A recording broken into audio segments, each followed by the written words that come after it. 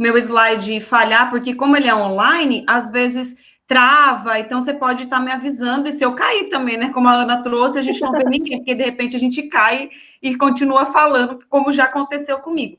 E também, gente, eu falo bastante, assim, e até rápido, então, qualquer coisa também, Silvânia, se alguém pedir para repetir alguma coisa, como eu não vejo o chat, não vejo as pessoas, não tem problema me parar o tempo que for, o horário que for, não me atrapalha não, tá? Eu vou fazer em 3 momentos, eu vou já tentar aqui projetar a apresentação para não atrasar mais.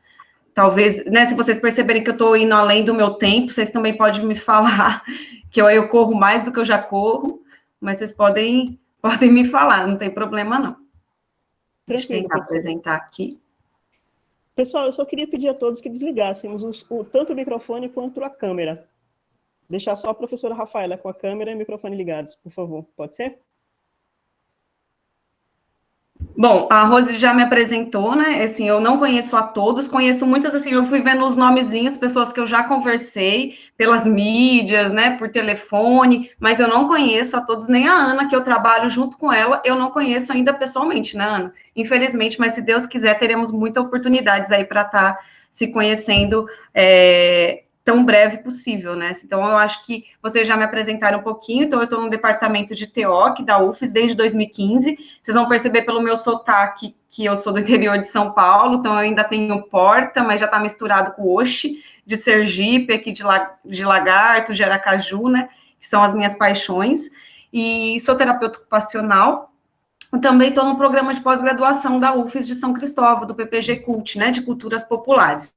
Então, hoje a gente escolheu um pouquinho, eu gosto muito mais de me apresentar, e até porque esse é um dos objetivos do nosso encontro de hoje, né, que eu espero que cada um de nós consiga tirar o proveito dessa fala, né, tanto eu quanto vocês, né, porque a gente está aqui para fazer trocas, para aprender. Eu prefiro me apresentar dessa maneira, que são coisas que realmente têm significado para mim, né, os títulos, entre outras coisas, são coisas, sim, muito importantes, né, e que me permite a executar de uma melhor maneira a minha função que eu escolhi, né, enquanto docente, enquanto profissional, enquanto pesquisadora, mas são essas coisas que eu gosto de me apresentar, que é a questão da espiritualidade, a questão do amigo que vem pelo cachorro, o amor que vem pelo palhaço, né, que eu tenho um projeto de palhaço, morei no circo um tempo, então é algo que me representa bastante, a transformação, a docência, que é a terapia ocupacional, e a família. Então, são essas coisas que me complementam e que vão comigo para qualquer lugar que eu caminhar aí, não só nesse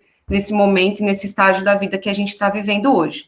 Então, junto com o Rose, a gente ficou muito tempo aí decidindo o tema, né, o que a gente ia estar falando, o que a gente ia estar trazendo, e a gente trouxe Por que Tanto Medo? Então, nós vamos dividir nossa conversa de hoje em 3 momentos. O primeiro, a gente vai falar exatamente do medo, né, o que é o medo, como que ele perpassa pela gente, né, como que ele é constituído dentro de nós. Depois eu vou escolher um desses medos para falar, inclusive vocês até comentaram aqui na nossa conversa mais informal aqui anteriormente, que é um medo que vem atravessando a gente, sempre atravessou, mas que agora nesse período de pandemia é o que mais nos assusta, é o que mais nos incomoda, que é a questão da morte. E depois a gente vai trazer o terceiro momento, que é aquele momento de reflexão, de como a gente pode encarar esse medo e como que a gente pode encarar os aspectos da nossa vida, tá? Então, a gente inicia com essa pergunta do porquê tanto medo, e aí eu trago para vocês, da gente começar a pensar, né, da gente começar a refletir o que seria esse medo, né, o que seria esse medo. Então, se a gente começar a pensar no medo, o medo ele é uma reação em cadeia, né? Ele começa lá no nosso cérebro, e aí ele vai ter um início por um meio de um estímulo de estresse, né? Então, a morte, medo de altura, entre outras coisas. E ele vai terminar com a liberação de um composto químico, né? Um composto químico que vai aumentar algumas reações, como frequência cardíaca, aceleração da nossa respiração, vai energizar os nossos músculos, e aí a gente tem essa sensação que é tão conhecida por todos nós, que é o medo. E quando a gente fala no medo, a gente tem algumas partes do cérebro que vão estar envolvidas. É só uma introdução, tá, gente? Não é esse nosso foco, não, mas só para vocês entenderem um pouquinho quais são essas partes que vão estar envolvidas aí na nossa reação de medo. E essas partes que vão estar envolvidas, depois vocês vão ver se meu slide está passando, tá? Essas partes seria o tálamo, que ele vai receber a nossa informação, geralmente são pelos olhos, pelos ouvidos, pela boca, pela pele, e essa partezinha vai decidir para onde eu vou enviar esses dados sensoriais recebidos. E aí eu tenho uma segunda partezinha aqui, que é o córtex sensorial, que ele vai interpretar essas sensações que vão chegar até mim. Aí eu tenho essa terceirinha aqui, que é o hipocampo, que ele vai armazenar, vai recuperar na memória e vai processar esse conjunto de estímulos para ele estabelecer um contexto, né? O que será que está acontecendo? O que será que é isso? E aí eu venho aqui na quarta partezinha, que é essa menor aqui, que é a amígdala, e ela vai decodificar essas emoções e vai determinar se tem alguma ameaça. Será que tem alguma ameaça? Né? Tem algum armazenamento de memória de medo que pode estar desencadeando? E aí eu venho para o hipotálamo, que aí ele vai decidir exatamente o que vai fazer. Né? Eu vou lutar, né? Eu vou fugir, o que eu faço? E quando a gente passa por situações frequentes de medo, o que vai acontecer? A gente tem a repetição desse circuito do medo. E aí a gente sabe que se a gente ficar muito tempo nessa situação, muito tempo eu falo assim, diariamente, nessa situação de tensão, que é o que acontece muitas vezes com aquela pessoa que é mais ansiosa, ela fica o tempo todo ligada, a gente pode desencadear e até manter várias doenças no nosso corpo físico, né? Porque são sensações e são substâncias que estão sendo liberadas ali a todo momento. Tá? Então, a gente pensando um pouquinho nisso. E quando a gente tem esse ciclo que a gente trouxe, a gente tem essas reações que podem ser desenvolvidas, né? Geralmente essas reações físicas, né? Que é aumento da pressão, a pupila se dilata, a artéria da pele se contrai. Então, são todas essas sensações que elas vão vir, né? Que elas acabam sendo proporcionadas para que a gente consiga ou reagir ou fugir. Então, alguns sistemas não essenciais vão ser desligados para que os outros consigam funcionar de uma maneira melhor, né? A gente não consegue, tem uma dificuldade de se concentrar em umas tarefas pequenas. Então, a gente começa a perceber isso. E essas reações, esse instinto do medo, todo animal vai possuir. Né? A gente sabe que todo animal possui essas sensações. Então, ela é muito importante para a gente, tá? Então, só para a gente começar a introduzir. E aí a gente poderia pensar e questionar, né, como que se dá essa criação do medo, né? O processo de criação, ele vai acontecer lá no cérebro, como que a gente viu, né? E ele é totalmente inconsciente, não depende da gente. Ele começa com um estímulo, que pra gente naquele momento é assustador, e vai terminar com aquela reação que eu trouxe para vocês, ou de luta, ou de fuga, né? Então, a gente começa a pensar aí. E quando a gente pensa nessa criação do medo, existem dois caminhos que podem ser desenvolvidos por ela, que é o caminho de baixo e o caminho alto, que a gente chama, né? Caminho baixo e caminho alto. Então, entre o início e o final do processo, a gente tem esses dois caminhos que eles acontecem simultaneamente. Vocês poderiam perguntar, então acontece um ou outro? Não, acontece os dois simultaneamente, tá? E aí, o que seria mais ou menos isso? Ó, eu trouxe aqui só para exemplificar para vocês. A gente tem esse caminho baixo, que vai aqui tálamo, amígdala e hipotálamo, e temos o caminho alto, que vai tálamo, córtex sensorial, hipocampo, amígdala e hipotálamo. Então, a gente começa a perceber que esse caminho baixo é aquele caminho mais desordenado, aquele caminho mais rápido, né? Então, é como se viesse já aquela ideia por trás daquela sensação de que eu já não tenho que me arriscar, eu não tenho que mais agir, eu não tenho que fazer nada, eu tenho que fugir. Né? Então, é como se fosse aquele caminho de baixo, tipo, que atira primeiro e pergunta depois, né? Por exemplo, tem uma porta batendo, né? Aí eu já tenho aquela, não é um vento, é o ladrão, não, eu tenho que fugir, não, é alguma coisa ruim que está acontecendo. Né? E a gente sabe que muitas vezes a gente já tem essas sensações, principalmente nesse período de pandemia que a gente está vivendo, né? Tudo nos assusta muito.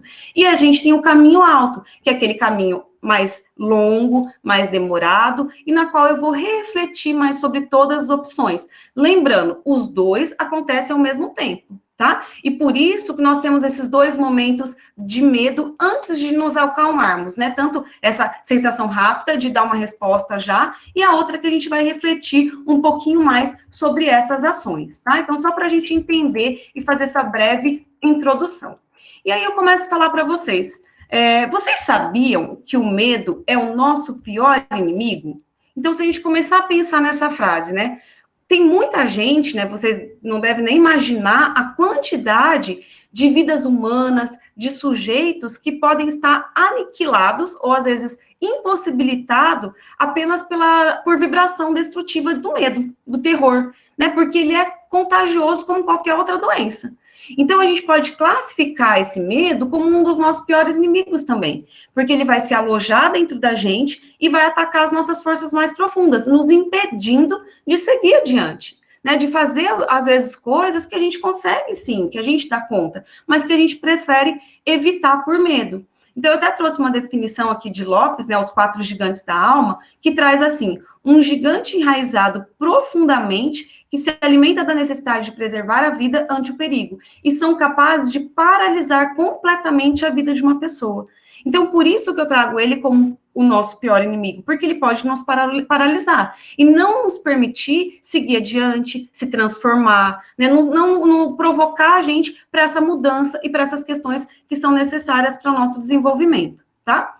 E aí eu trago também um contraponto e venho, mas por que ele é tão importante também? Eu acabei de trazer que ele é nosso pior inimigo, mas eu trago aqui no slide seguinte que ele é tão importante, né? Porque vamos pensar que se a gente não tivesse o medo, né? Quem estuda saúde mental sabe que tem patologias dentro da saúde mental que são pessoas que têm ausência total de ansiedade, de medo, de culpa, né? Então, se a gente não tivesse o medo, a gente não teria receio nenhum. Vamos pensar de andar em carro de alta velocidade, de se proteger contra o Covid, né, de animais venenosos, sei lá, entre outras coisas.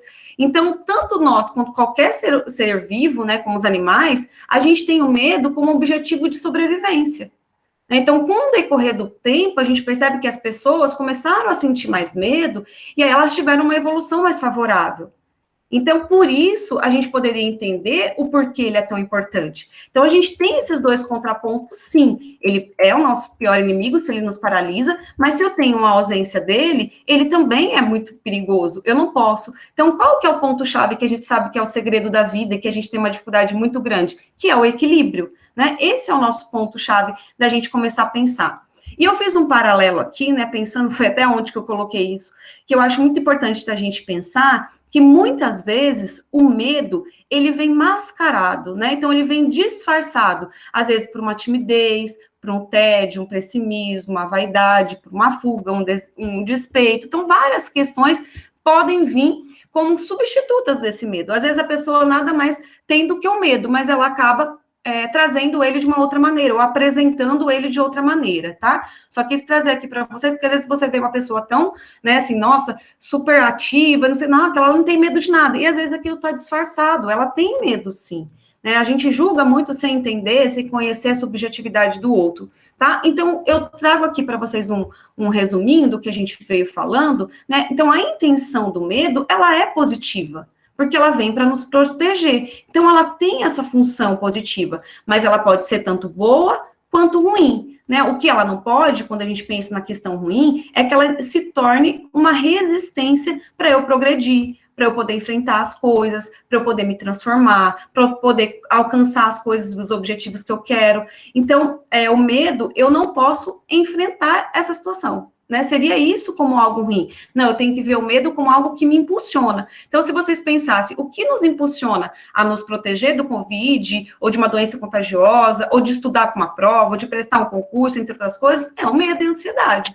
Ela nos impulsiona, tá? Ela é um dos nossos sentimentos, ela não pode tomar conta da gente. A gente vai falar um pouquinho disso mais para frente, né? Mas pensando um pouco dessas questões. Então, se a gente pensar, né? Se a gente começar a pensar nessa questão do medo como nosso pior inimigo, então seria pensar também o medo naquele que a gente precisa, é o primeiro, que a gente precisa vencer para enfrentar as outras coisas. É como se a gente precisasse enfrentar o medo todos os dias, né, contra um conformismo, contra uma ignorância, contra o nosso próprio progresso. Então, ele é o nosso primeiro obstáculo. Então, toda vez que eu me erguer para enfrentar qualquer desafio, qualquer necessidade, primeiro eu tenho que enfrentar esse medo. Né? O medo de não ser bem-sucedido, o medo de errar, o medo de falhar, o medo de não corresponder às expectativas minhas nem do outro. Então, existe uma infinidade de medo que a gente começa a pensar aí. Né? Então, a gente não pode deixar, né? Eu tenho que enfrentar primeiro esse medo para não me aprisionar. Né, a presença de um sentimento de incapacidade, eu não posso deixar com que ele faz isso perante a minha vida, né, eu tenho que ir além desse medo, né, eu tenho que superá-lo e usar ele para o meu benefício, né, eu não posso excluir, mas eu tenho que usar ele para o meu benefício. Eu fiz aqui também, gente, vou parando para tomar água, porque eu fico sem voz no final. Eu fiz um paralelo aqui para vocês também, que eu acho super interessante, e para a gente pensar um pouco, né, eu tenho a psicanálise também, então eu trabalho um pouco com essa questão, então a gente traz um pouco isso, né, que o Freud, ele começa a trazer na psicanálise que os seres humanos, eles possuem dois impulsos principais, né, e esses impulsos são aqueles que guiam as nossas vidas, né, e são muito importantes para a nossa sobrevivência. E um deles, o Freud chamou de Eros, né, que seria o nome do antigo deus do amor, aquele que impulsiona para a vida, né? Esse Eros seria aquela nossa força de criação, da alegria, da motivação. Então, tudo que vai me tornar apto a produzir. Já o segundo impulso, o Freud chama de Thanatos, que seria o homônimo do antigo deus da morte, né, pela mitologia grega. E ele traz um impulso que representa qualquer sentimento, qualquer atitude que me levaria a uma destruição, a uma depressão, a uma tristeza, a um ódio. E para o Freud, esses dois impulsos estariam muito interligados na nossa mente. Então, o que seria isso? Vocês vão entender quando a gente começar a falar que eles seriam um certo fascínio. Né? O que nos chama atenção? Né? Uma coisa que nos chama atenção muito, apesar da gente evitar a morte, né? Vocês vão ver a hora que a gente começar a falar da história dela. Ela foi muito vista como fascínio, depois ela entra como medo, depois ela passa por tabu, né? Então, várias coisas nos traz isso. Então, seria uma intersecção, tudo que a gente vai impulsionar para a nossa vida, desses dois geradores psicológicos. Então, entre Eros e o Thanatos, né, fica muito presente para a gente dirigir as nossas situações. Então, vamos pensar, quem gosta de filme de terror, de andar numa montanha-russa num parque, né, a gente busca situações e coisas que nos provoquem excitação de reação, de luta e de fuga. Então, é como se fosse aquela questão prazerosa, mas que também traz o medo. Então, o Freud fala que isso nos impulsiona e que é super importante para a nossa sobrevivência, esses dois pontos, tá? Então, eu quis trazer só um paralelo para a gente entender como é importante, tá? E aqui eu trouxe só algumas fotos e figuras para a gente começar a pensar e terminar esse primeiro momento de hoje, né? Do que a gente tem medo? Quais seriam as coisas que a gente tem medo? Então, a gente tem medo, vamos pensar aí de um lugar escuro, né? Quem não tem medo? Às vezes o mesmo lugar num dia que a gente tá super bem, no outro tá escuro, né? Tá escuro, a gente já tem medo de atravessar aquele mesmo lugar que a gente atravessou o dia todo, né? Então a gente tem medo de assalto, né? São questões que são bastante comuns pra gente, cobras, né? E bichos diversos, né? Tem gente que tem medo de sangue, né? Então são questões que a gente vai trazendo. Tem gente que tem medo de elevador, né? Quantos medos tem, né? De altura. A gente vai trazendo. Medo de aranha, eu tenho pavor, até daquelas pernudinhas de canto, né? Então, tem gente que tem medo, cada um tem um medo. Tem gente que tem medo de falar em público. Então, são várias questões. Tem gente que tem medo da solidão, né? Quantas coisas eu fico muito atenta, né? Eu trabalho na saúde mental, né? Nessa questão da pandemia, né? Quantas pessoas se viram ali sozinhas, muitas vezes, né? Apesar de eu não concordar muito com o termo de isolamento social, nós não estamos isolados, o ser humano não consegue viver isolado. Se a gente estivesse isolado, a gente não poderia estar conversando aqui, né? Fazendo essas questões, a gente está afastado socialmente, então isso é bastante presente, e a gente tem medo do desconhecido, né? A gente sabe que muitas coisas podem permear e a gente muitas vezes não sabe o que pode estar acontecendo. Então, esse medo é bastante comum, né? A gente luta contra ele, a gente não quer algo desconhecido, então isso é bastante presente, tá? E também uma questão que eu queria colocar aqui para vocês é que uma das primeiras características que a gente vai ter que levar em conta hoje é que esse medo é subjetivo. Ou seja, cada um tem medo diferente diante de uma mesma situação, ou cada um tem medo de uma coisa diferente. Então, eu não posso fazer com que a outra pessoa tenha a mesma quantidade de medo que eu diante de uma situação que para mim é tranquila, mas para o outro não é. Então, a primeira coisa é tirar os nossos pré-julgamentos, as nossas questões a priori e tentar olhar para os sujeitos como seres únicos, né? Com essa questão subjetiva, tá? E aqui eu trouxe para vocês mais uma coisinha que eu acho bastante interessante, que eu acho que é aqui que eu queria, né? Eu não gosto de usar a palavra conselho, mas eu queria que vocês começassem a olhar para esse esqueminha.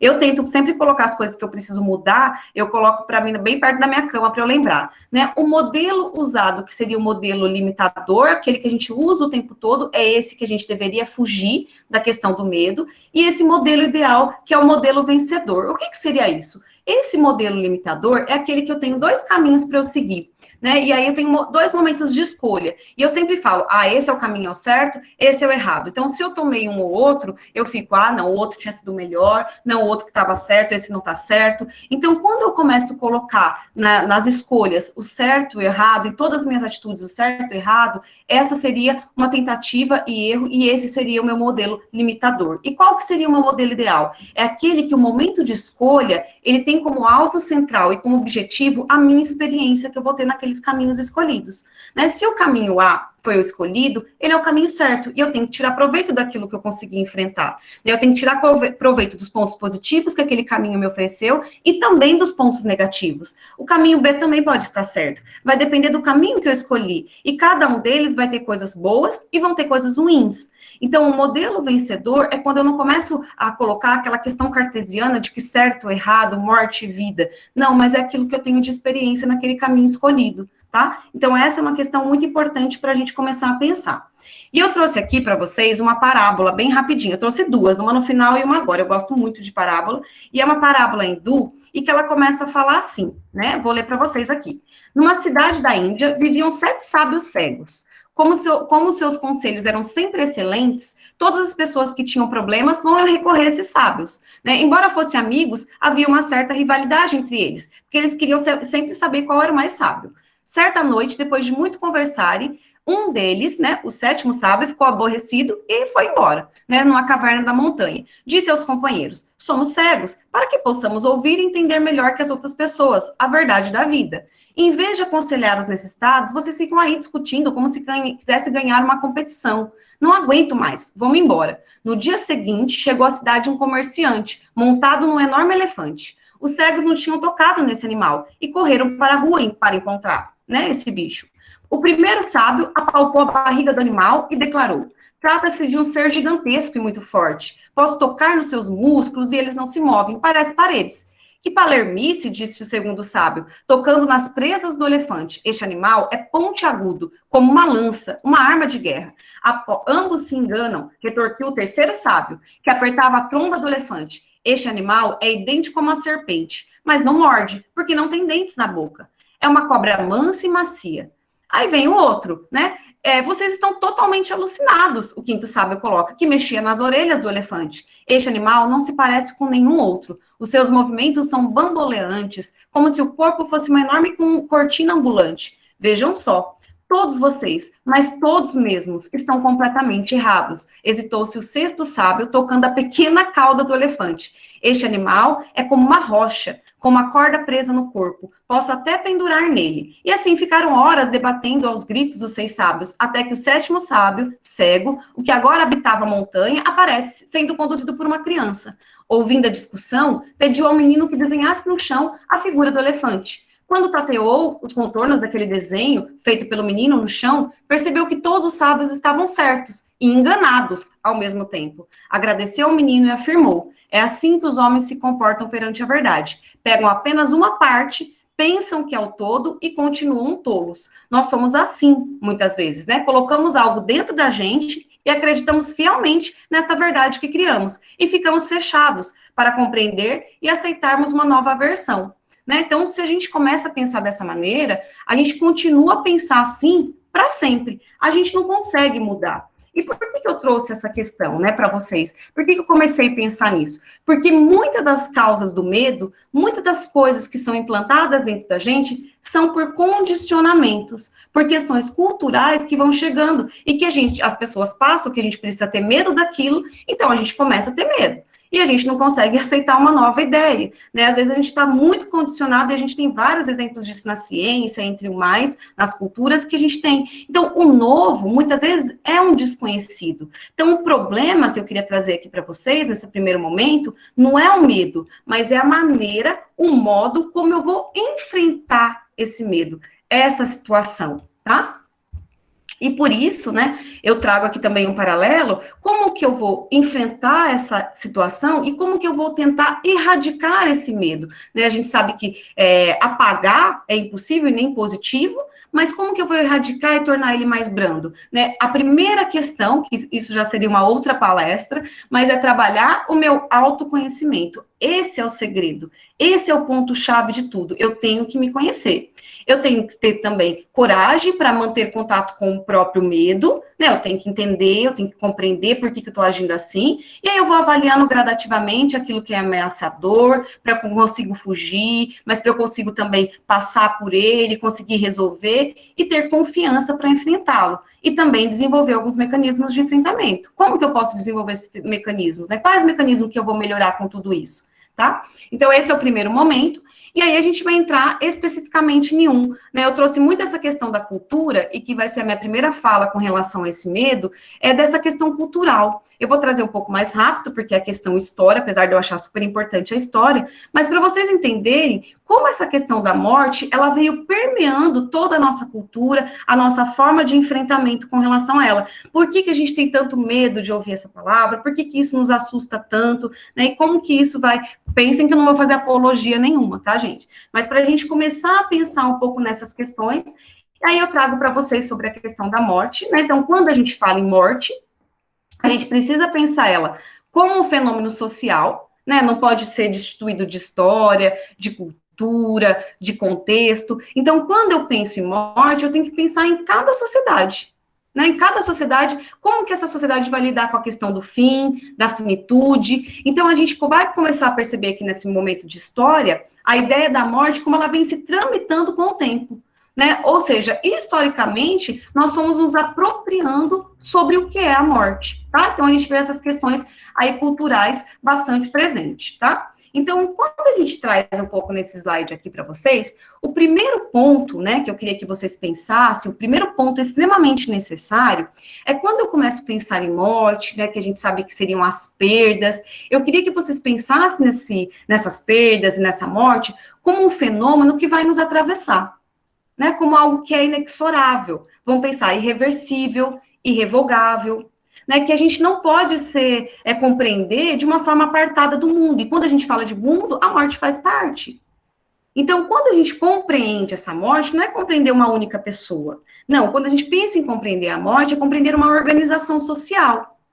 E aí também é muito necessário, mais do que necessário, é essencial, né? E deixar bastante claro para vocês que tudo que a gente falar sobre morte, sobre perdas, não é somente uma questão de organização social, como eu trouxe, como atravessamento histórico, cultural, também religioso, mas também falar sobre morte é necessariamente falar de como nós estamos compreendendo e vivenciando a nossa vida.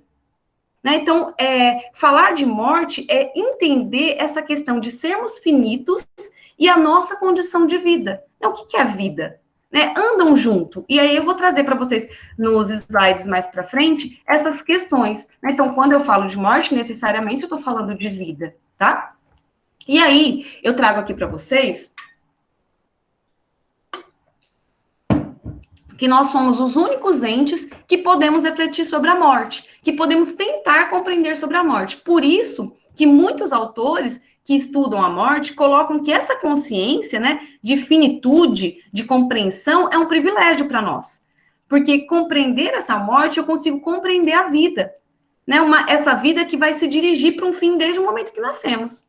Porque nós sabemos que nós morremos todos os dias, desde quando nascemos. Então, é um privilégio ter consciência dessa morte, por isso que a gente não tem que afastar ela da gente, né? A gente tem que aproximar para que a gente consiga entender que é uma finitude que eu preciso aproveitar o meu dia.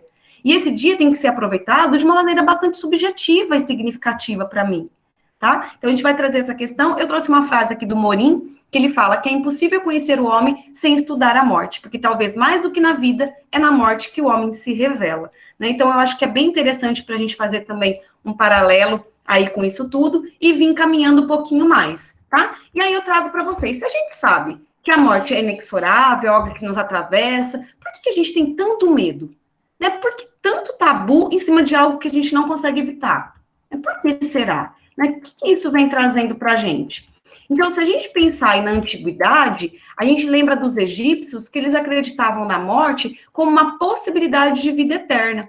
Então, havia uma relação de profundo encantamento com a morte, uma certa magia. A morte não era vista como um fim, mas uma continuidade. Então, vocês devem lembrar que existia a ideia de mumificação, das pirâmides, das tumbas, né? Eles tinham uma crença, né, que aquela pessoa, ela continuaria vivendo, né, uma espécie de espírito, de alma. Então, a ideia de se colocar nas tumbas, vocês devem ter lido já alguma coisa dessa, os objetos significativos para aqueles mortos. Por quê? Porque eram objetos que eles acreditavam que eles pudessem usufruir depois da morte. Né? E os egípcios também falavam, olha que interessante, que é uma coisa que eu queria muito que vocês prestassem atenção, que até faço a indicação de um filme, né, quem puder assistir, é belíssimo, que chama Antes de Partir, e que traz essa questão. Os egípcios colocavam que para você viver essa experiência da vida eterna, né, para passar desse estágio para outro, você precisava responder 2 perguntas lá no céu. Né, então, lá no céu, né, lá onde eles fossem passar, e eles colocavam, né, para enfrentar esse plano, neste plano espiritual. E a primeira pergunta era se você teve alegria na sua vida, né, você teve alegria na sua vida? E a segunda pergunta, não menos importante, se a gente pensar, é se você proporcionou alegria na vida de alguém. Olha que interessante, né? Então, a morte, como ela provoca para o meu bem viver, para a minha questão subjetiva de como eu estou levando a minha vida, né? Como eu estou aproveitando os meus dias, né? Como que eu estou beneficiando a mim e aos outros perto de mim. Então, eu acho que é uma questão bem interessante. E se a gente continuar aí na antiguidade, os romanos também entendiam a morte como algo bastante familiar. Então, era uma experiência bastante coletiva, né? Tinha a questão da cremação dos mortos, a cremação como uma questão de cultuar o divino, o fogo como representava essa questão de passagem. Então, esse final, na verdade, ele simbolizava uma questão de recomeço, tá? Então, a gente traz aí um encantamento, um fascínio, tá? E aí, na Idade Média, a gente já tem um momento histórico maior, que durou 5 séculos praticamente, se a gente pensar. Na Alta Idade Média, a gente traz aqui, a morte continua sendo entendida como naturalidade. Então, a morte é algo ainda familiar, né, onde existiam os cuidados com aquele corpo, a responsabilidade era da família, era um evento de simplicidade, mas todos participavam, as crianças. Então, era um evento público, né, de homenagem, a gente traz assim. Aí a gente entra já na Baixa Idade Média. Quando a gente entra aqui na chamada Baixa Idade Média, a gente começa a ver dentro da questão da morte os aspectos religiosos.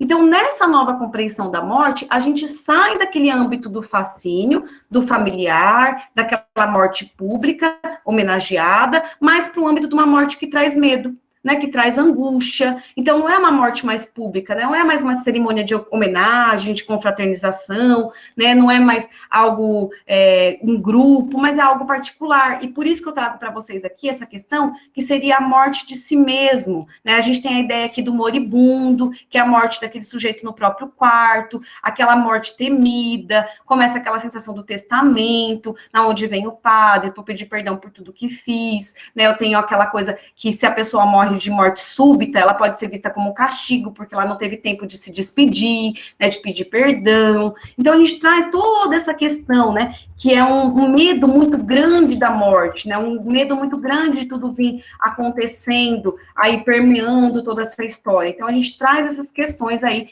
na Baixa Idade Média. E aí a gente entra na Idade Moderna, tô fazendo um salto aí bem rápido, viu, gente? Na Idade Moderna. A gente chega nessa idade e a gente começa a perceber um enfraquecimento da igreja diante do quê? Da racionalidade científica sobre a morte. Então, as respostas sobre a morte e as possibilidades de enfrentar a morte vai se distanciando da igreja, da fé, e vai se aproximando mais de uma perspectiva científica, tecnicista, né, na qual a ciência ela vai se colocando no lugar de responder tudo, né, tanto sobre a vida quanto a morte. Então, de alguma forma, ela faz com que a morte, no primeiro momento lá que a gente viu de fascínio, depois a gente vê como angústia e medo, e agora a gente começa a ver como uma racionalidade científica, e ela passa a ser um tabu. Né? Então, ela foi tirada de um cenário familiar, tirada de um cenário mais pessoal, e foi delegada ao campo da ciência, do campo científico, tecnológico. Então, é uma experiência muito mais reprimida, uma experiência que não é algo mais que eu preciso pensar. A ciência ocupa esse lugar. Né, um tabu como algo que precisa ser completamente reprimido, abafado, pouco falado, né, as coisas precisam, aquilo que era público, agora a gente tem os velórios dentro da casa, né, as situações precisam ser cada vez mais rápidas, delegadas a um saber tecnicista. Então a gente vai começando a perceber que a ciência, ela até se separa sobre a vida e a morte de um certo controle, uma certa questão de previsibilidade. Então, o conhecimento médico, conhecimento científico, técnico, ele acaba isolando essa experiência, né? Ele coloca essa experiência longe do nosso convívio social. Cada vez mais a gente assiste uma mercantilização da morte. Ou seja, eu torno a morte algo avesso à minha experiência, algo que eu desconheço, né? Distante. Né? Com toda essa racionalidade, a gente vai percebendo o quê? A morte se tornar invisível. Não vamos falar de morte, não é muito ruim, não dá para falar. Então, já não sou mais eu que morro, não é um amigo, não é alguém da família, mas é o outro. É alguém que eu não quero saber, que eu não quero conhecer, e aí eu vou percebendo essa morte marcada como um tabu muito grande e bastante reprimida, tá? E aí eu tenho na Idade Moderna essa morte que eu trago aqui para vocês, né, que eu trago como uma inversão, que é chamada de morte invertida. Né? A gente vai assistindo a ideia da técnica como essa possibilidade de previsibilidade e uma possibilidade de prolongamento da vida.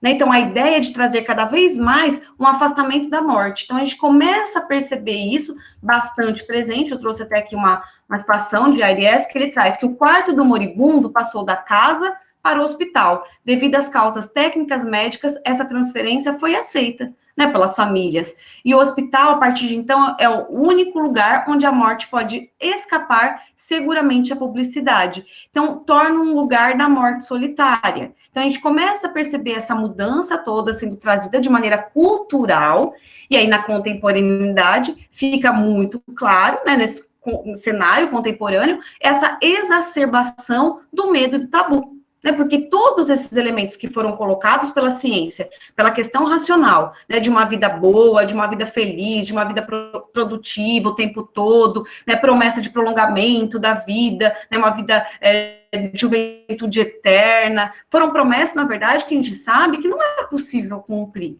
Né, a gente não tem, a ciência não conseguiu trazer solução para coisas que são inevitáveis.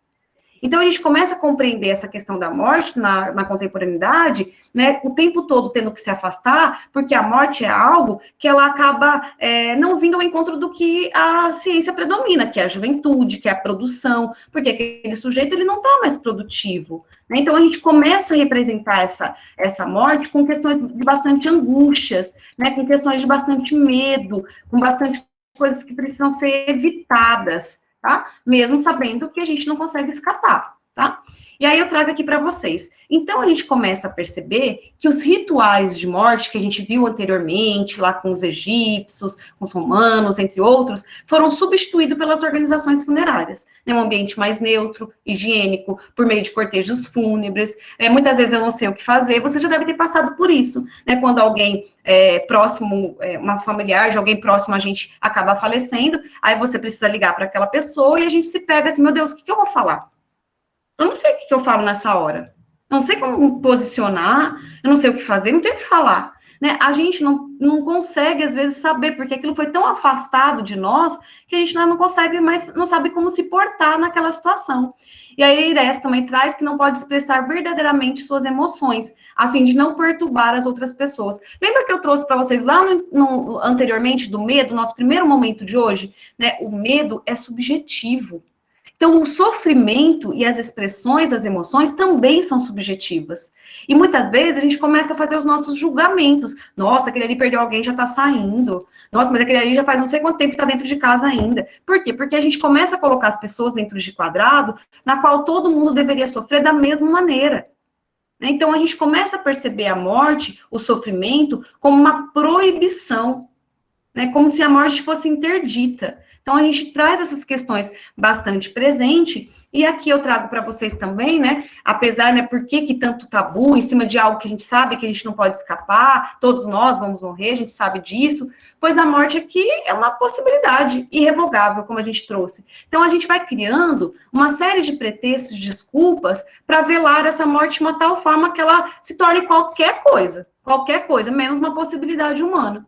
Então, a gente busca o tempo todo por esse prolongamento da juventude, por esse prolongamento da vida, né, que a gente sabe que isso é algo soberano na contemporaneidade, e aí qualquer coisa que vai se escapar dessa lógica contemporânea, de produtividade, de beleza, de bem-estar, de felicidade suprema, de uma felicidade real que a gente sabe que não tem aqui, é algo que precisa ser abafado e adormecido.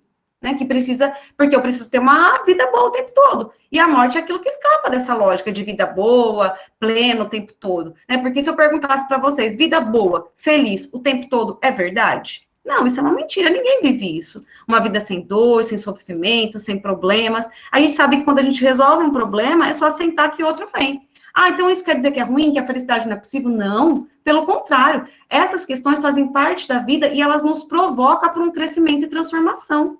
Então, a gente vai vivendo uma patologização, né? Ou seja, um cenário que tende a patologizar não só a vida, mas também a morte, né? Tornando essa morte cada vez mais um tabu e impedimento, porque fica cada vez mais sem saber como eu agir, como eu proceder. Então, nós somos quase que impedidos de morrer, né? A gente começa a trazer essas questões, né? Será que nós estamos abrindo espaços para nós e para as pessoas poderem experienciar o luto? Né, poder expressar o sofrimento, porque nós vivemos numa sociedade na qual o sofrimento é sinônimo de fraqueza. Né? Eu vou trazer isso um pouquinho mais para frente para vocês, mas essa é uma questão muito importante, né? Agora eu vou falar um pouco disso, porque nós vivemos num mundo que a gente acha que a gente tem que ter controle de tudo, e por isso que eu trago essa frase. Às vezes, por mais que a gente se prepare, que a gente se esforce, as coisas saem do nosso controle. Né? Um pequeno vírus, mais uma vez, muda a história da humanidade. E a gente percebe que aquilo que a gente achava que era completamente automático, a nossa rotina profissional, diária, e que ninguém ia conseguir tirar aquilo da gente, foi tirado. Então, as coisas fogem do nosso controle, mesmo a gente tentando com que não fuja. Então, a gente começa a perceber isso. Então, o problema de ter medo, de ter ansiedade, ele não é, lembra que eu trouxe para vocês, não é uma emoção ruim. Né? A gente precisa entender ele como uma emoção que faz parte da nossa vida e que é importante para a nossa sobrevivência. O que não pode, como eu trouxe, é que essa ansiedade, esse medo, ou o próprio sofrimento, seja uma única emoção que me paralisa, porque ela é apenas uma parte nossa, o sofrimento e o medo, né? A ansiedade. Uma outra coisa é que a gente precisa aceitar o incontrolável. Neste momento, existem muitas coisas que a gente não pode controlar. Né, você já deve ter parado para pensar, para contar quantos dias faltam, sem saber quantos dias faltam. Né? Contar quantos dias faltam, sem saber quantos dias faltam. A gente não sabe. Né? Cada hora é uma notícia. Então, a gente fica nesse aceitar o incontrolável. Se eu ficar o tempo todo reclamando e batendo de frente com isso, eu não consigo seguir.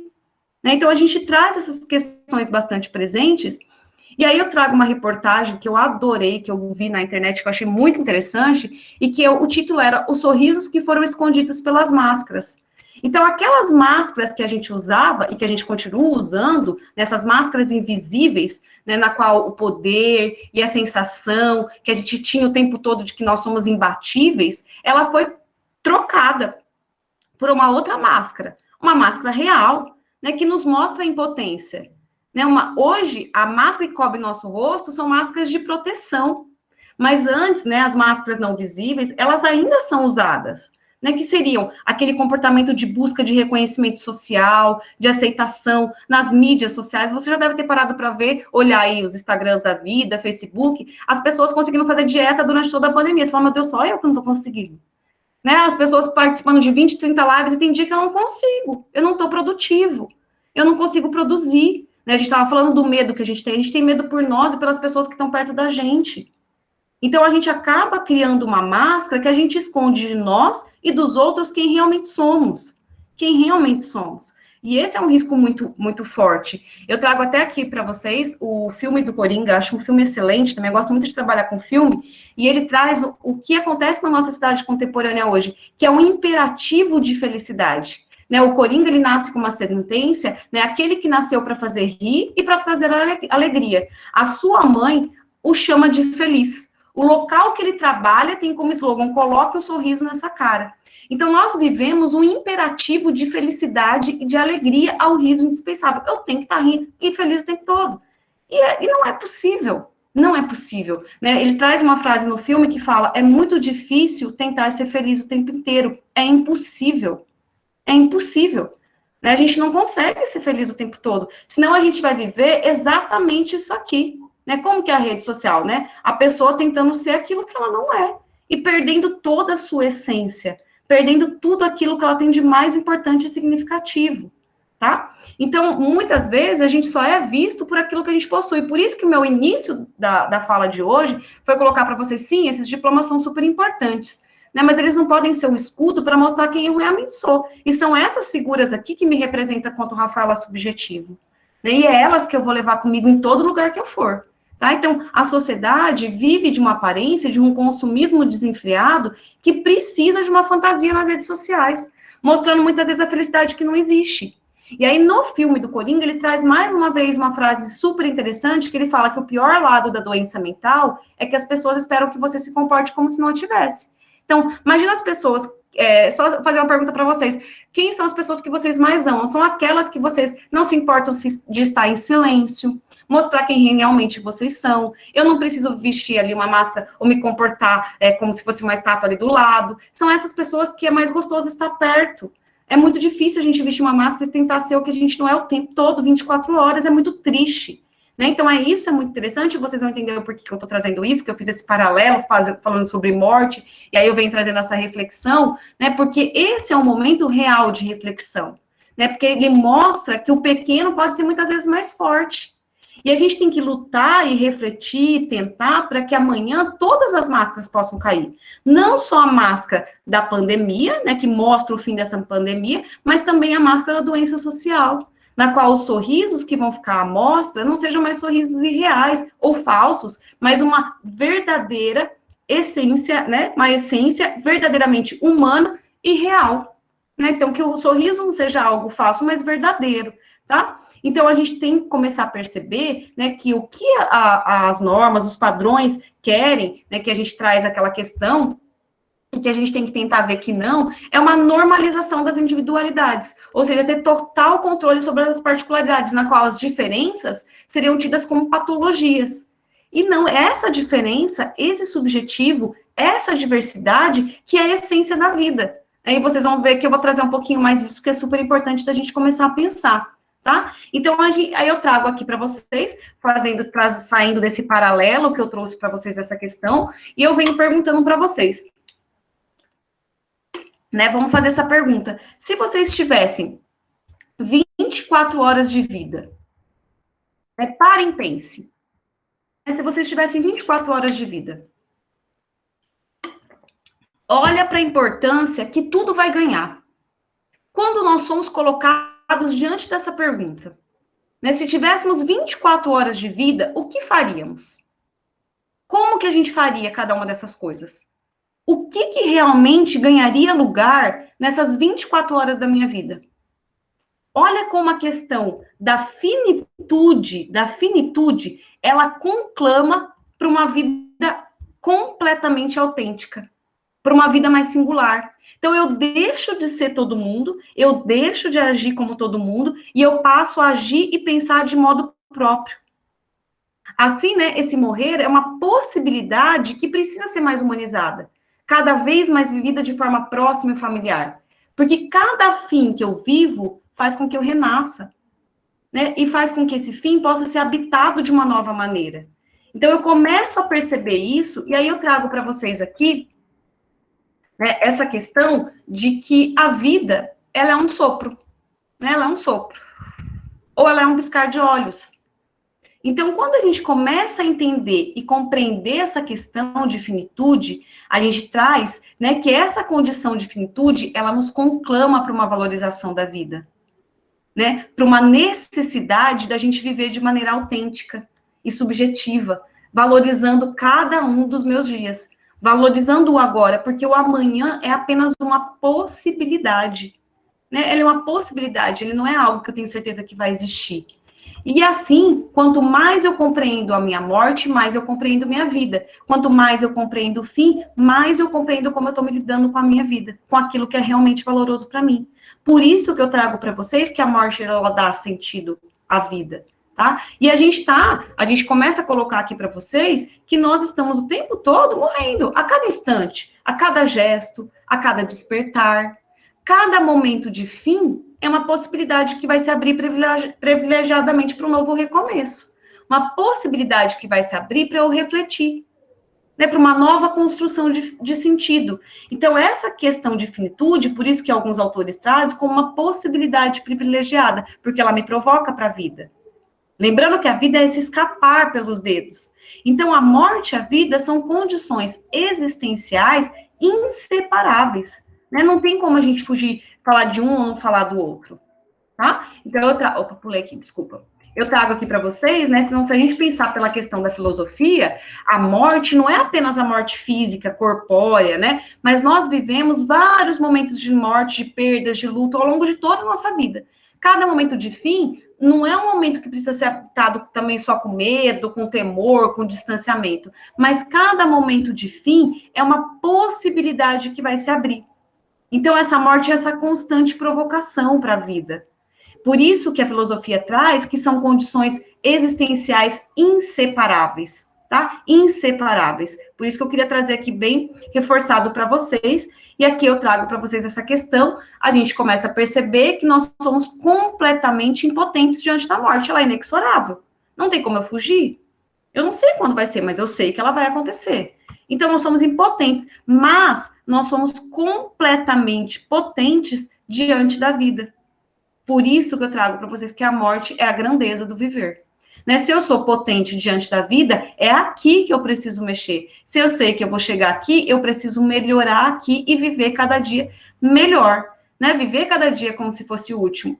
Claro que com suas responsabilidades, né? Com as suas necessidades. Eu trago aqui também um paralelo com uma frase de Chico Xavier, que eu acho super importante, que ele traz, que aprenda a viver dentro das suas possibilidades. Buscar uma vida de aparências fora da sua realidade só o levará para um abismo sem volta. Construa sua vida aos poucos, lutando a cada dia, extraindo da vida o que ela tem de melhor, que é a simplicidade. Olha a necessidade de viver de maneira autêntica e simples, porque a felicidade está exatamente nessas coisas simples da vida, que nós muitas vezes não temos tempo de virar o pescoço para apreciar, porque a gente quer uma felicidade tão plena, né, e que não existe nesse estágio, que a gente esquece de aproveitar a felicidade que está sendo oferecida. A gente não abre a porta para essa felicidade, e esse é o ponto mais importante da gente pensar. A gente vive um eterno avesso, né? A gente vivemos um amanhã extremo, uma manhã de redenção, uma ilusão completamente presente de que o amanhã é sempre melhor. Não, amanhã eu faço, amanhã eu falo para aquela pessoa que eu amo, naquela manhã eu abraço aquela pessoa. O amanhã, ele não liberta, pelo contrário, ele aprisiona. E ele é apenas uma possibilidade que eu nem sei se ele vai acontecer. Eu nem sei. Então, a gente vive numa ilusão muito grande desse amanhã, tá? Aí eu vou chegando no nosso final, né, no nosso... Tem mais um pouquinho, tá, gente? Já tô acabando. E aí eu começo a perguntar para vocês, se eu vivo nesse amanhã, e o agora? De que maneira ele está sendo vivido? Será que o amanhã, ele não depende exatamente desse agora? Vocês estão percebendo que eu não vou trazer respostas para vocês, mas perguntas. Né? Eu gosto muito de pergunta, porque as respostas, elas não precisam. Né? A gente tem que trazer as perguntas para que a gente consiga melhorar. Será que viver esse amanhã não traz um vazio para esse agora? Uma desesperança? Uma ansiedade desnecessária?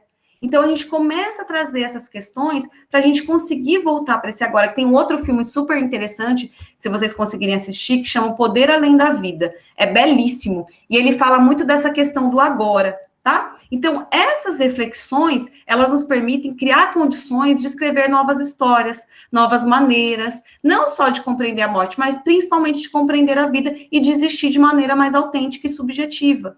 Né, de valorizando as coisas da vida.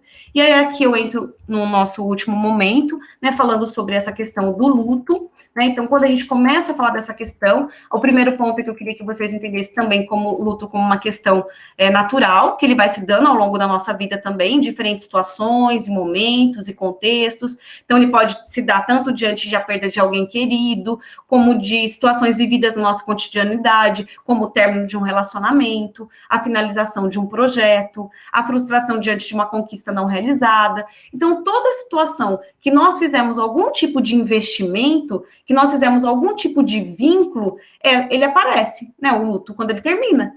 Quando aquilo termina, aparece esse luto. Então, diante de um cenário de possível desinvestimento e de qualquer rompimento de vínculo, a gente tem a questão do luto aí presente, tá? Então, eu trago aqui para vocês que o primeiro ponto, como o da morte, é a gente entender o luto como um processo natural. Né, um luto nessas diferentes situações, momentos e contextos. E quando a gente começa a perceber isso, eu trago dessa necessidade da gente vivenciar e da gente habitar essa perda. né, habitar essa dor, essa desorganização, que esse rompimento, que esse término me traz, né? É uma etapa que eu preciso vivenciar, que eu preciso aceitar para que eu consiga me reconstruir e me reestruturar. Então, pense assim, eu vou trazer uma analogia para vocês. Pense um copo de água, né? Vamos pensar, um copo de água cheio de água. Então, ele está cheio de embebido aí de verdades, de tabus, de impedimentos, de negações. Então, se ele está cheio, ele não permite que outras possibilidades encham esse copo.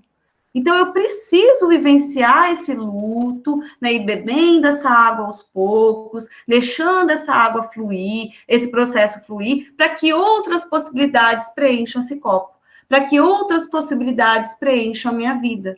Né? Por isso que os rituais realizados, eles têm essa necessidade, né, da gente começar a vivenciar, né, da gente poder vivenciar. E muitas vezes o objetivo é que a gente crie uma ilusão de que aquilo não ocorreu, e na verdade isso não, aquilo aconteceu.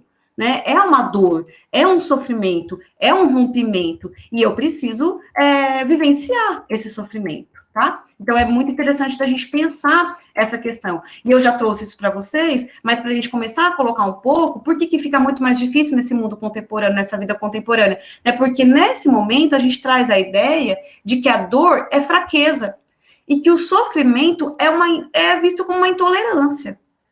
Né? E a gente sabe, né, que não tem como não sofrer, não tem como não ter dor, e a gente acaba sendo impedido de habitar essas dores. Por isso, a minha busca com vocês aqui é essa necessidade de a gente olhar de uma maneira crítica essa questão contemporânea, né, que impede de viver, que impede de sofrer, que realiza rituais cada vez mais rápidos, que nos diz exatamente quanto e quando que a gente pode e deve sofrer. Então, diante dessas perdas, desses lutos, essas reações são naturais. Choro, um certo recolhimento, uma desesperança, momentos de incerteza, de tristeza, um embotamento, né, um isolamento, fazem parte do processo de luto. E cada uma dessas pessoas vai viver isso de maneira diferente.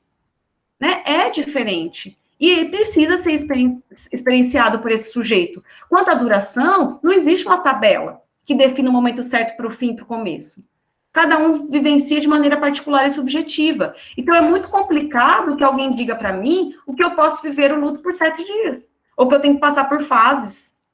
Né? Não tem um tempo certo de duração. Isso vai depender de várias coisas que vão permear tudo isso. Tá? Então, é muito interessante que a gente comece trazer, e a gente precisa, por isso, desconstruir as amarras especialistas, cientificistas, para dar conta do luto, para que essa pessoa consiga habitar novos modos de presença, capazes de construir novos interesses, novos vínculos, né, para que ela consiga elaborar o luto. E não é esquecer, como eu trouxe aqui para vocês, ou simplesmente não sentir nenhuma dor, pelo contrário, né, encontrar maneiras de habitar essa saudade, vivenciar outros modos de presença, ressignificar, isso é importante, né, isso é muito importante, faz parte, tá? Então, o que eu queria trazer aqui nesse momento, então, seja o luto natural ou o luto complicado, o modo pelo qual eu vou significar é singular, e o luto precisa ser visto como não doença, né, mas sim recolocar os vínculos e as novas possibilidades, as novas transformações, né, são reações normais que fazem parte da vida, tá? Vou trazendo aqui, vou bebendo água só para não perder.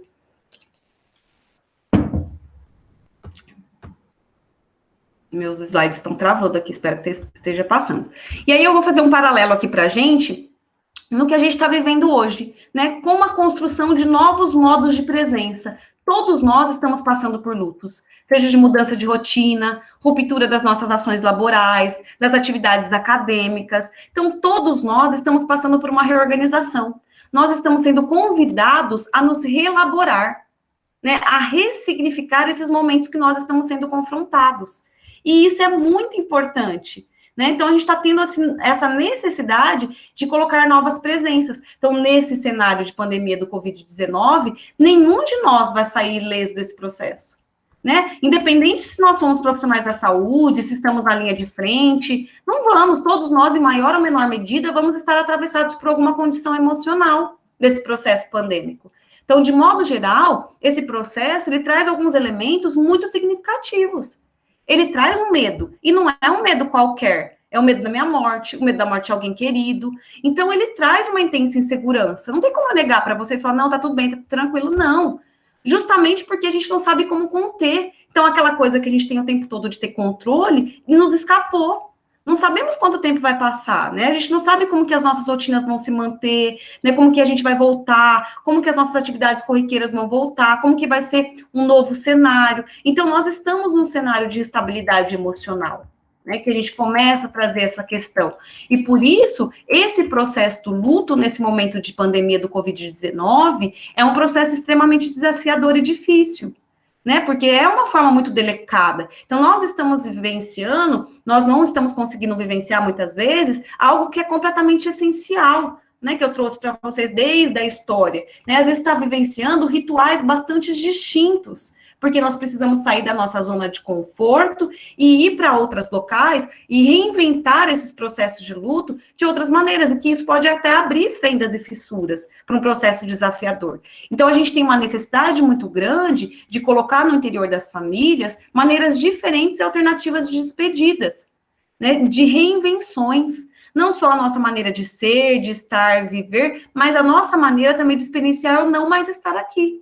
Né, o importante é ter alguma forma de despedida, uma maneira de passar esses rituais, é muito importante para a gente começar a trazer. E eu trago uma frase aqui da Maria Júlia Cavox, que ela traz, eu achei super interessante também, e que ela fala que o luto da pandemia envolve fatores além da perda de pessoas queridas, é a perda do nosso mundo normal, de atividades e de encontros, e é exatamente isso. Olha como que nós estamos sendo convidados para essas ressignificações e essas transformações o tempo todo. Né? Nós estamos precisando fazer isso, mesmo que a gente não queira, né? Mas a gente está sendo convidado e até meio que obrigado. Então, a primeira coisa que eu quero que vocês entendam é que nós precisamos construir espaços de legitimar essa dor. Né? Eu preciso permitir que o outro sofra e que eu também sofra. Né? Se eu tiro a possibilidade de expressão minha e do outro, eu tiro qualquer possibilidade de vivenciar essa perda, e vivenciar essa perda é muito importante. Né? Então, o luto patológico talvez poderia ocultar isso tudo, né? Por causa desses momentos que a gente está vivendo. Então, é muito importante que isso não aconteça. E pela fenomenologia, ela vai trazer essa questão da contemporaneidade, né? Que isso é trazido como historicamente, como eu trouxe para vocês, que vem sufocando e impedindo qualquer possibilidade de enunciação desse sujeito, desse sofrimento. E isso vai trazer uma invisibilidade da dor, do sofrimento. Então, eu não sei mais o que se passa com vocês, eu não sei mais o que se passa comigo, e aí fica muito difícil de ajudar tanto a mim quanto o outro. Né? O bom profissional, ele só trabalha com aquilo que realmente aparece, com aquilo que emerge. Né? E para qualquer coisa apareça, para qualquer coisa anuncie, eu preciso me sentir segura para eu demonstrar aquilo que eu estou sentindo, para eu conseguir me sentir acolhida. Então, a primeira coisa é acolher, permitir que se anuncie, compreender e trabalhar de maneira conjunta entre nós, entre todos nós. Então, eu preciso compreender junto com cada um de nós do que se trata essa dor, essa perda. Quando eu compreendo, eu vou começando a tecer uma prática de ajuda, uma prática de cuidado. Então, essa invisibilidade da dor traz dificuldades para a sua compreensão e ressignificação. Né, dessa experiência por parte das pessoas.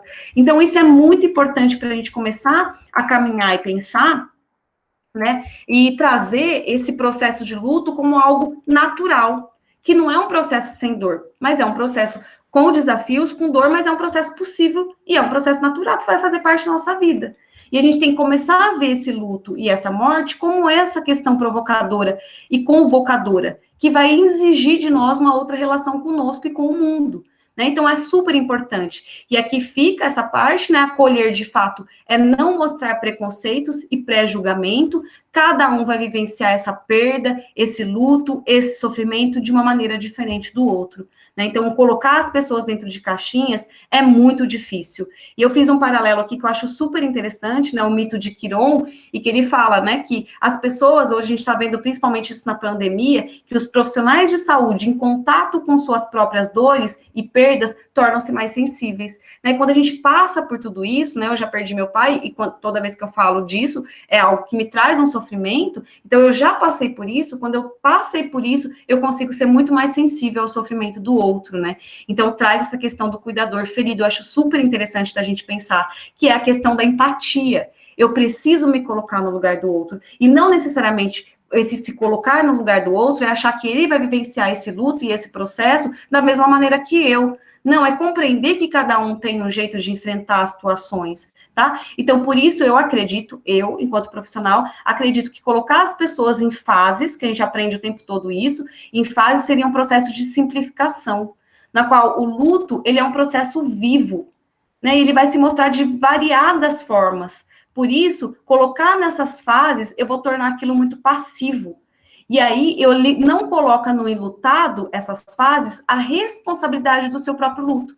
Dá a entender que as fases, elas vão acontecer a revelia do enlutado. Então, se ele não passar por uma fase, aquilo pode ser patológico, aquilo pode prejudicar. Então, eu acho que essa é uma questão muito importante da gente começar a pensar, tá?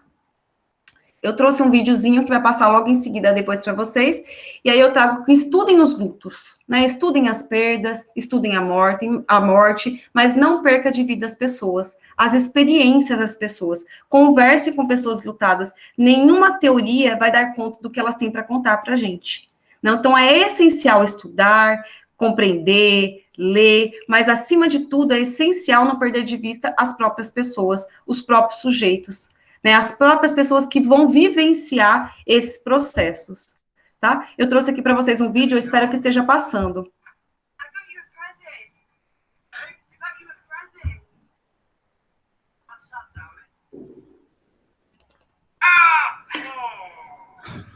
Professora, o vídeo está passando, mas o som está muito baixo. Não, mas não tem problema, não precisa do áudio, não.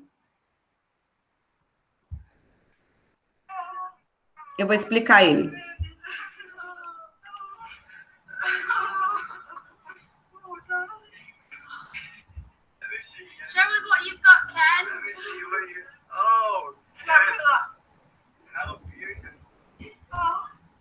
Eu queria colocar só, e estou finalizando agora mesmo, mas colocar esse vídeo, porque é um senhorzinho que foi casado há 71 anos, ele vive numa instituição, né, tem esse vídeo na internet aí, e que ele dormia com a foto da sua esposa. E que, às vezes, nós, enquanto profissionais, ou qualquer outra pessoa, acharia que ele não estaria passando por esse processo, ele precisaria desvincular disso tudo. E essa cuidadora, que sem nenhum conhecimento teórico, mas com amor na sua ação, né, com empatia no seu gesto, ela acaba dando uma almofada com a foto da esposa dele para que ele consiga dormir com essa foto, né? E mostrando que isso é muito significativo, ela conseguiu compreender aquela situação e a gente vê amor, envolvimento, sentimento, então eu acho que é bem interessante da gente pensar e começar a enxergar esse processo de maneira bastante subjetiva e individual. E aí eu finalizo nossa última parte com o Rubem Alves, que ele faz uma analogia super interessante com milho e a pipoca, e ele traz aqui, já é a forma com que eu quero que vocês enfrentem essa perda, esse luto e o medo na vida de vocês, né, que o milho de pipoca que não passa pelo fogo, ele continua a ser milho para sempre. Fogo é quando a vida nos lança numa situação que nunca imaginamos, como a dificuldade, a perda, a doença, a morte de um ente querido e tantas outras situações dolorosas. Mas sem o fogo, sem essas dificuldades, sem esses acontecimentos, o milho não vira pipoca. Fica sem a possibilidade da grande transformação e a vida fica naquela mesmice. Então, rejeitar o fogo é perder a oportunidade das grandes transformações em nossa vida. Será que a gente quer ficar como milho cru ou se transformar em pipoca macia que nutre, que traz alegria a todas as pessoas? Por isso, eu acho interessante a gente pensar que neste processo do fogo, das transformações, a gente precisa observar quais são as lições, né? O que ele quer me ensinar com essas dificuldades, com esses problemas, com essas perdas? O que ele está me trazendo? Porque a nossa vida, ela é uma sala de aula, né? E esses problemas, essas dificuldades, esses obstáculos, essas perdas, eles são os professores do nosso aprimoramento. Então, invariavelmente, cada problema vai trazer uma mensagem de renovação, né, como uma ideia de provocação. E aí, os Titãs, né, eles conseguiram colocar numa linda canção uma grande reflexão sobre a nossa vida, né? Ele escreve hoje na história de sua vida que você viveu intensamente cada instante, do hoje, como se não houvesse um amanhã. Viva menos e também culpe menos os outros. Ame mais, aceite a vida, pois ela é realizada por você.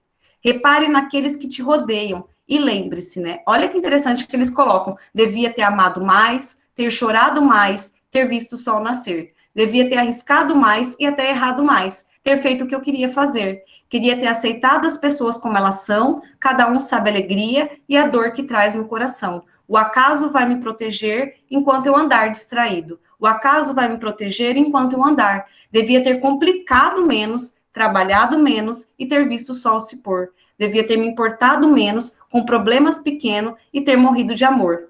Né? Então, a gente vem trazendo cada um sabe a alegria e a tristeza que vier, né, de tudo isso. Então, acho muito interessante de colocar isso para vocês. Eu acho que essa música tem que permear. E, mais uma vez, o Rubem Alves, que não, a morte não é algo que nos espera no fim. É companheira silenciosa que fala com voz branda, sem querer nos aterrorizar, dizendo sempre a verdade e nos convidando à sabedoria de viver, tá? Por isso, gente, trazendo uma analogia de tudo que a gente fez, aceitação. Eu estou com medo, o medo faz parte, sim, da minha vida, mas eu tenho que trazer essa desidentificação. A emoção do medo está tentando tomar conta de mim, mas sou muito mais que esse medo. Eu acredito em minha coragem e eu tenho outros aspectos que fazem parte de mim, né, além desse medo. E eu vou chegar nessa transformação que eu busco. Eu estou construindo minha serenidade, harmonia interior. Por isso eu acredito fielmente na minha transformação, na minha possibilidade de transformação.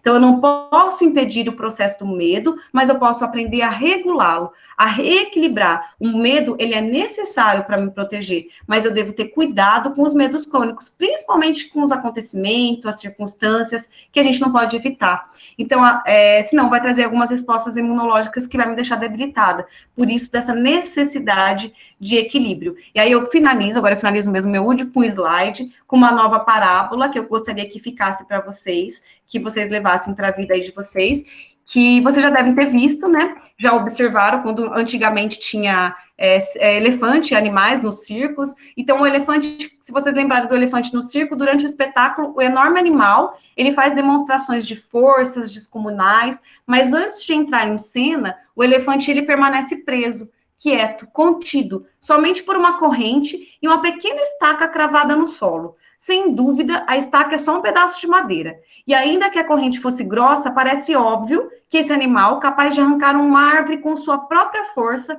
poderia com facilidade arrancar a estaca e fugir. Né? Por que ele não foge? Né? Então, aí traz. Perguntei então ao domador. Ele explicou que o elefante não escapa porque está amestrado. Fiz então a pergunta óbvia: se está amestrado, por que o prendem? E ele respondeu: o elefante do circo não escapa porque foi preso a estaca muito pequeno. Quando nasceu, foi logo preso. Ele por várias vezes puxou, forçou, tentando se soltar. E apesar de todo o esforço, não pôde sair. A estaca era certamente muito pesada para ele. Até que um dia, cansado, aceitou o seu destino. Então, aquele elefante enorme não escapa porque acredita que ele não pode mais. Quantos condicionamentos nos foram colocados em nossas vidas? O tempo todo. A gente vive acreditando que não podemos várias coisas. Né? A diferença que a gente tem que colocar entre nós e os animais é que nós possuímos o desejo e a vontade, né? Capaz de discernir o que é possível do que é impossível. Então, ao chegar à idade adulta, né, ele deixou de tentar, o elefante, deixou de se esforçar. Ele simplesmente não foge porque ele desconhece a sua força, ele desconhece as suas capacidades. Ele ficou impossibilitado pelo medo. Então, essa parábola funciona perfeitamente como uma metáfora para que, muitas vezes, é o que acontece nas nossas vidas. O que assumimos como incapacidades, como limitações, principalmente de maneira completamente exagerada. Porque nós ouvimos, às vezes, repetidamente, né, ao longo da nossa vida, e a gente fica condicionado àquelas situações, àquelas coisas que foram nos trazidas. Então, a maior parte das vezes, nós estamos acorrentados aos nossos pensamentos e crenças, e são estes que vão nos limitar.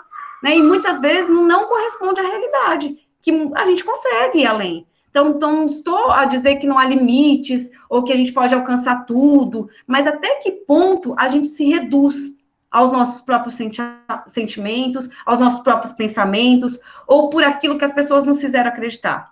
Então, a gente começa a ter que pensar e trazer essa questão para a gente, que eu acho que é bastante presente para nós mesmos.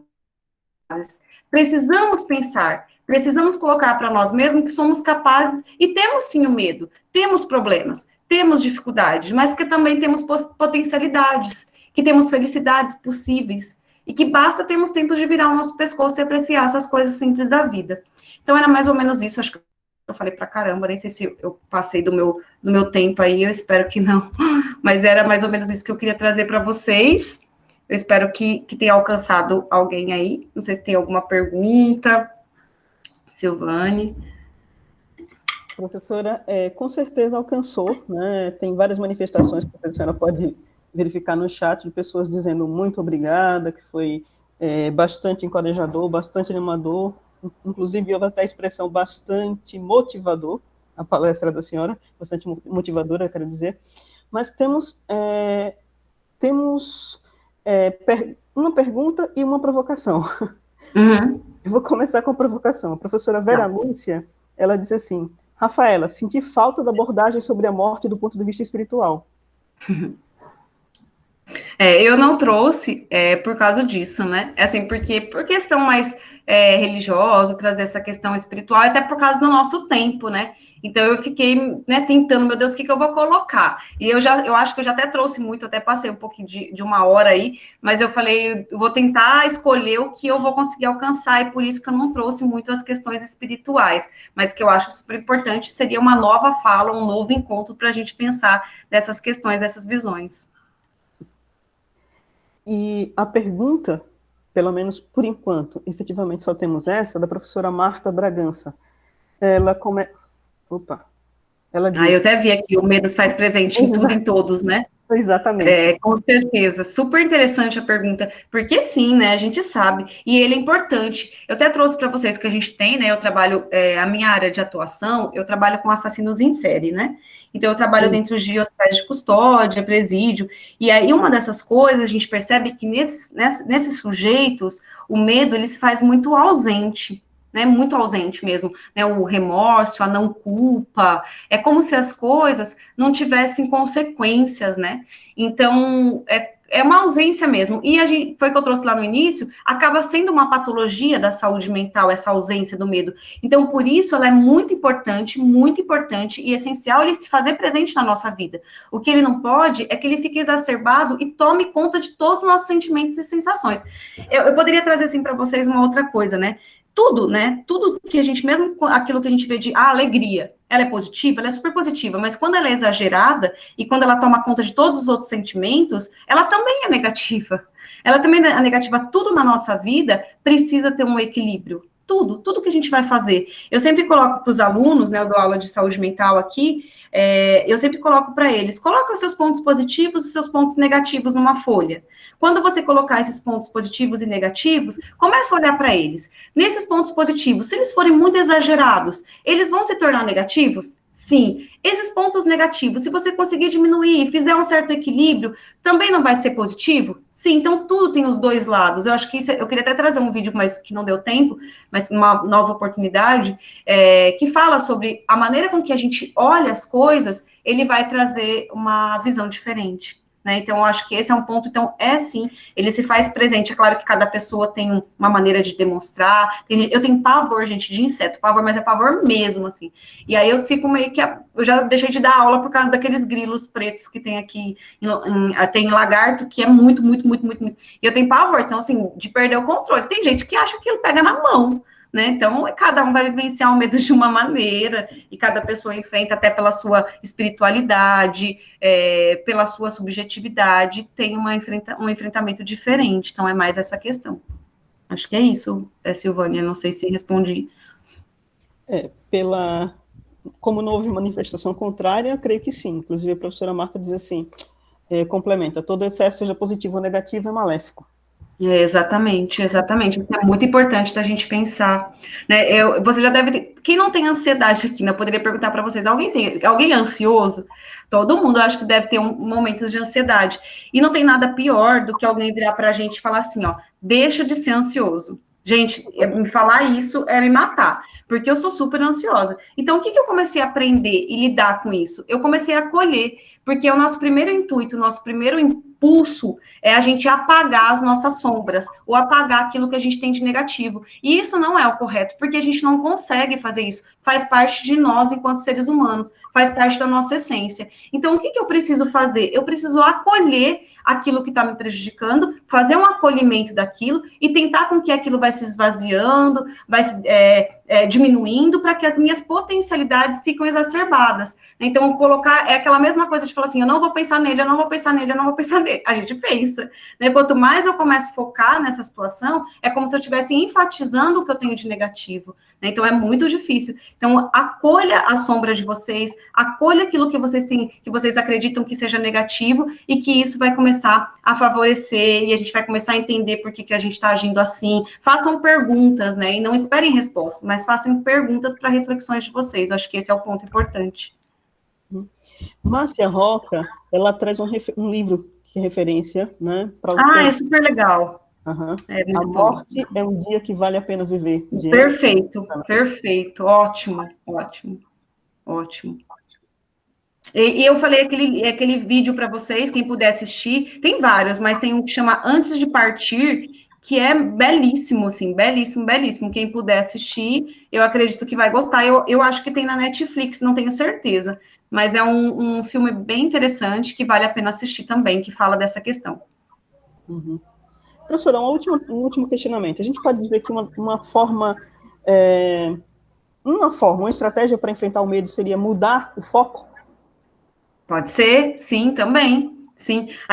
Eu gosto muito, assim, nem de falar de mudar, porque parece que eu também estou excluindo ele, né? É como se eu estivesse negando, né? Então, talvez esse acolhimento de compreender o porquê do medo, eu prefiro mais do que só a mudança. Mas a mudança, ela também é importante, porque se a gente focar muito, né, e ficar naquela questão, e focalizar só naquilo, só pensar naquilo, a gente também tem uma dificuldade de transpor, ou de subverter, né, ou passar por outra situação. Então, é importante também mudar o foco, né? A gente acolhe, mas também mudar, aceitar esse abrir a porta e mudar as questões, que é aquela coisa da analogia que eu falei para vocês do copo, né? Então, eu preciso estar com aquele copo cheio e eu preciso ir bebendo aquela água para permitir que outro líquido entre ali, né? Então, eu posso aceitando e mudar de foco, né? Aceitar outras coisas. Eu lembro que os alunos, às vezes, só para fazer um parênteses no que você me perguntou, Silvânia, mas, por exemplo, os alunos entram na faculdade, eu quero ortopedia, eu quero ortopedia, eu quero ortopedia, às vezes, né?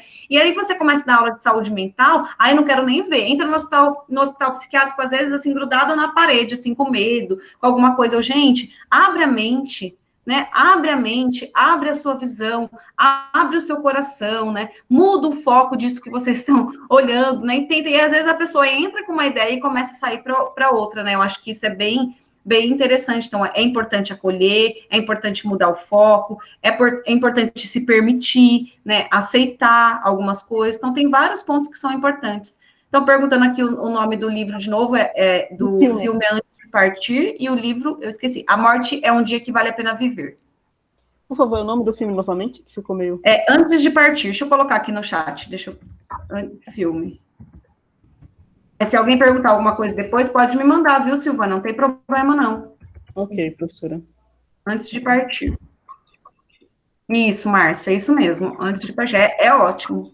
É excelente. Professora... Mas estou à disposição, estou muito feliz, porque eu estou na UFES desde 2015, faz pouco tempo, né? Mas para a gente que mudou, assim, em toda a vida, assim, já é um tempinho grande. Já estou aí há 5 anos, e sim, quase 6 anos, né? Aí eu nunca dei palestra para a UFES, e eu acabo dando várias palestras para vários lugares, assim, né? Nunca fiz encontro para vários, mas na UFES não. E aí eu falei, vou falar com a Rose, né? Quem sabe a gente consegue fazer alguma coisa, e estou super feliz de estar aqui compartilhando um pouquinho com as pessoas que trabalham junto comigo, né? Então, eu sempre assisto todas as palestras que tem também, que quando é possível, né? Quando a gente está em aula, a gente não consegue, mas estou muito feliz de estar participando aqui com vocês, pelo acolhimento da Silvânia, da Rose, aí da outra, que eu esqueci o nome dela agora, também, que falou bastante comigo, mas de todos vocês, estou muito feliz. Gratidão por vocês. E também do pessoal ter ficado até o final, né, porque eu falo pra caramba. Então, nós estamos encerrando agora a nossa palestra.